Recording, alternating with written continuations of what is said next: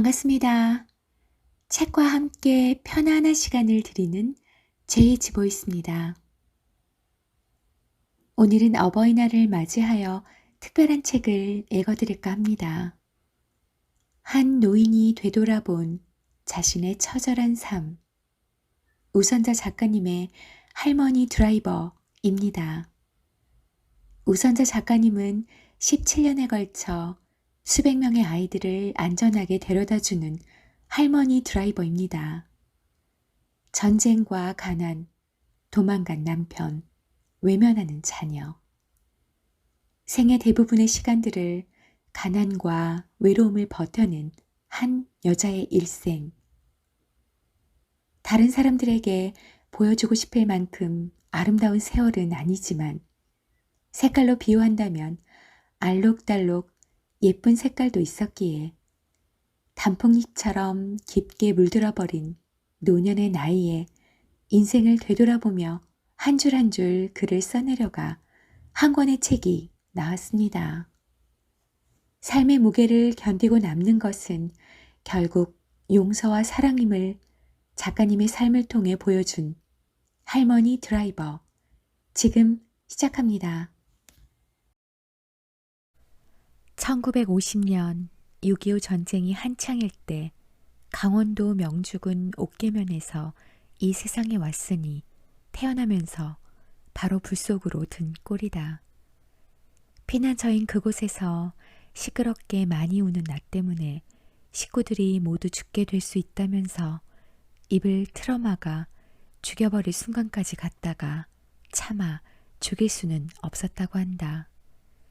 구사일생 살아남아 70이라는 나이를 머리에 이고 내 나름의 생애 최고 성취에 감사하며 파란만장 겪은 삶을 더듬어 여기 글로 적어보기로 한다.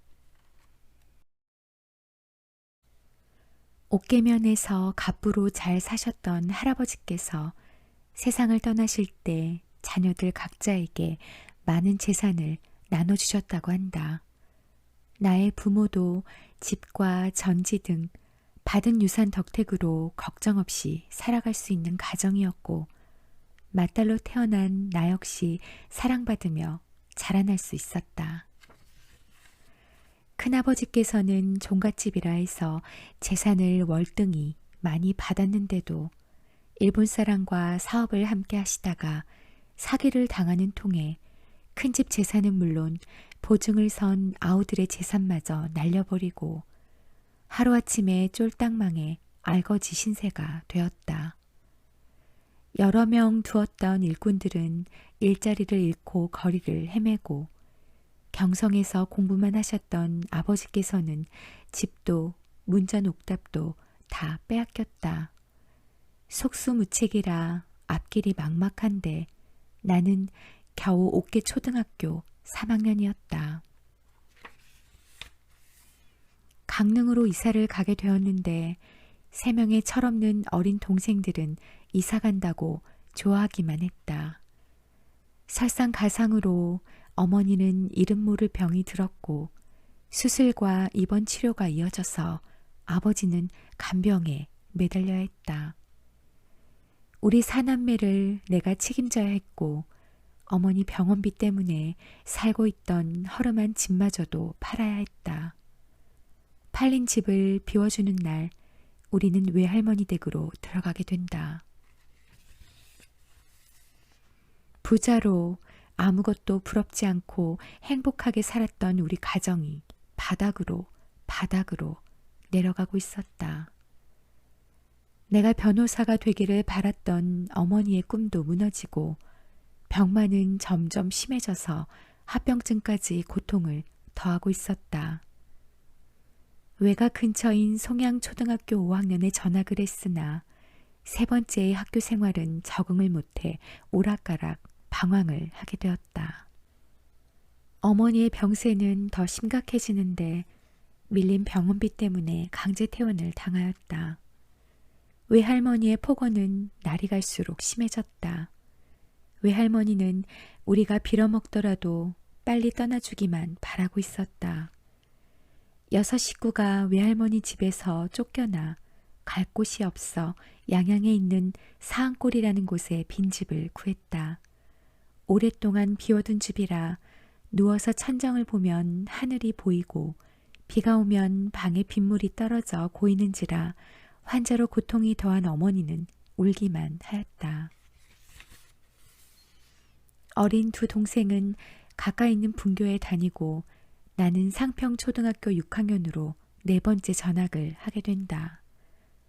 먹을 것이 없어 굶은 날이 많으니 10리 넘는 학교길을 오가면서도 점심 도시락은 상상도 못하였다. 반 친구들 먹는 도시락밥 냄새가 배고픔의 고통을 더하기에 참다 못해 교문 밖으로 나가 서성거리기 일쑤였다. 고무신이 낡아 찢어져서 바느실로 꿰매어 신고 다니는 걸 보고 반 아이들이 놀렸다. 그게 싫어서 학교를 빼먹는 날이 많았다. 하루는 아버지께서 보리쌀을 사와서 죽을 끓여 먹으면서 쌀이 생길 때까지 견뎌야 한다 말씀하셨다. 보리쌀이 다 떨어지자 또 사오라고 돈을 주시기에 보리쌀 가게는 가지 않고 고무신을 사버렸다. 이 고무신을 신고 학교에 갈 수 있다는 희망에 기쁜 마음으로 집에 들어섰는데 당장 저녁부터 식구들이 굶어야 하는 사실을 그때서야 깨달았다. 고무신을 돌려주고 보리쌀을 사서 돌아오는 길에 나는 서럽게 울었다. 등교 반, 결석 반, 담임선생님이 여러 번 가정을 방문하셨다. 드디어 졸업하게 되던 날 졸업장을 건네주시며 위로와 격려를 해주시던 선생님이 있었다. 이양구 담임선생님, 생애 처음 희망을 가지게 만든 스승이셨다. 졸업을 한 뒤에 다시 삶의 터전을 옮기게 되었다. 아버지께서 일을 해보시겠다고 하셔서 정동진 산성우리 오리골 탄광촌으로 이사한 것이다. 어머니 병세는 대소변을 받아내야 할 지경에 이르렀고 병원비가 없어 죽을 날만 기다려야 하는 참혹한 상황이었다. 식구가 많은데 환자까지 있어 집 구하기가 힘들었다. 아버지는 두 여동생을 데려가고 나는 남동생과 어머니와 함께 남았다. 두 갈래로 나누어서야 겨우 방을 구할 수가 있었다. 그렇게 어려운 시기에 아버지는 일을 잘 못한다는 이유로 탄광에서도 밀려나와 동생들을 데리고 정처 없이 떠나가시고 어머니와 남동생을 돌봐야 하는 나는 날마다 산에 가서 땔감을 주워다가 방을 데우고 먹을 것을 준비하고 어머니 간병까지 해야 했다. 양식을 구하지 못하면 굶어야 하는데 어린 동생은 밥 달라 울고 어머니는 몸과 마음이 아파서 많이 우셨다. 먹을 것을 구하러 이웃에 밥동량을 가는 날이면 내 또래 아이들이 거지라고 놀려대며 심지어는 돌을 던지기도 하였다. 어느 날 집주인 아주머니가 너의 엄마는 곧 죽을 것 같으니 강릉 도립병원에 가면 무료로 약을 준다고 하니 약이라도 한번 먹이고 저승으로 보내라 말하셨다. 이때 어머니 나이가 35살이라 죽는다는 말이 믿기지가 않았다. 즉시 강릉 도립병원으로 달려가 사정을 하였더니 진찰을 하지 않고는 약을 줄 수가 없다고 한다. 어머니 마지막 가는 길 한이나 없게 해드리고 싶어요. 울면서 떼를 썼더니 일주일치 약이라며 가루약을 주었다. 나는 너무 기뻐서 너울너울 춤을 추며 달려왔고 그 가루약을 어머니께 드렸다. 척추가 튀어나와 주먹만한 덩어리가 손에 잡히는데 가루약 한 봉지가 무슨 효과가 있겠니? 쓸데없는 일 하지 말라고 약봉지를 던지셨다. 병이 생긴 지가 5년이나 되었고 이제 갈 때가 되었는지 시커먼 옷을 입은 저승사자가 3명씩이나 문 앞에 와서 독촉한다. 멀리 가 계시는 아버지를 만나서 잘 살아라. 나는 그냥 있을 수가 없어서 약을 물에 타서 손가락으로 저어 어머니 입에 억지로 부어 넣어버렸다. 그 후로도 매주 약을 타다가 어머니께 드리기를 반복했다. 몇 달이 지나니 병세가 조금씩 회복되었다. 약을 타러 강릉 도립병원을 가는 날엔 10리길을 걸어서 외할머니께 들러야 했는데 외할머니는 어머니 병이 나 때문에 생기고 우리들 때문에 누워 지내는 고통을 당하고 있다고 여겨 나를 보면 언성을 높이고 역정을 내셨다.